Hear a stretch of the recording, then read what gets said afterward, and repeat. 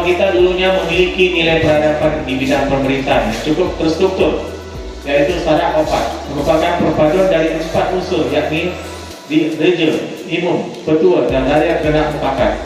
Nilai-nilai adat yang tidak kalah penting adalah penyelenggaraan upacara adat Gayo yang pernah dilakukan oleh orang tua kita terdahulu. Perlu dilestarikan, umpama penyelenggaraan cinta murid, cinta mati, yang seyogianya tersusun dalam buku adat Gayo. Murid ikan raja, mati ikan bumi yang akan ditepikan ini.